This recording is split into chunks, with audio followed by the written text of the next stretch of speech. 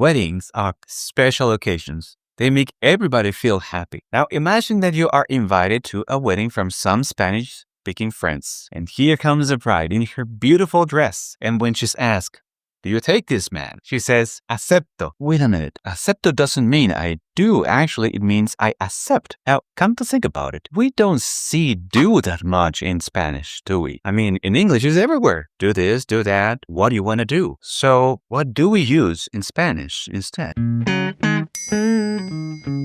Hola amigos, I'm Daniel and welcome back to Spanish 55. Now, this is a question that is bugging a lot of Spanish learners, especially those who are English speakers. Why there is no do in Spanish? Well, it's not like we don't have a word for it. It can actually be translated to hacer. But here's the thing. It is not used the same way as do is used in English. The way English works, it often requires the help of auxiliary verbs like to do for sentences to make sense. But that's not the case for Spanish. So even though to do can be translated to hacer, it doesn't always replace it. So you'll often see other verbs being used instead, like poder, estar, or querer. Now, before we continue, if you're just starting to learn Spanish, or if you need to relearn the basics but without wasting too much time, we have a fantastic series for you, Spanish for a Complete Beginner. You can find the link to it in the description box. So why is to do not used as often in Spanish as it is in English? Well, simple put, sentences in Spanish are built differently. They are more specific,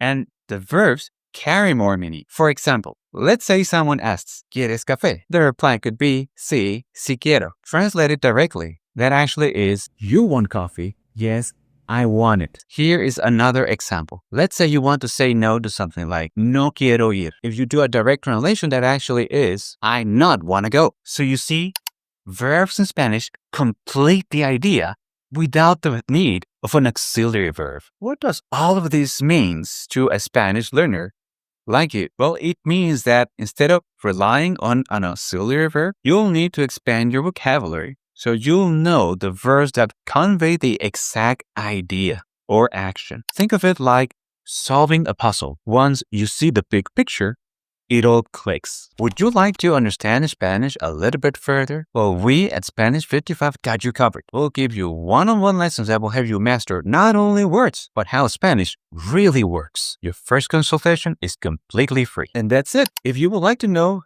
what you can use instead of to do in certain sentences, then let us know in the comments below. Are you uncertain whether it's the right time for you to start learning Spanish? Then you should check out our podcast, Spanish for Complete Beginners. Well, you see how other students successfully went through the ups and downs of the learning process. That's it for today, my friends. Show your love by giving us a like. Don't forget to subscribe so you won't miss the next video. Hasta la próxima.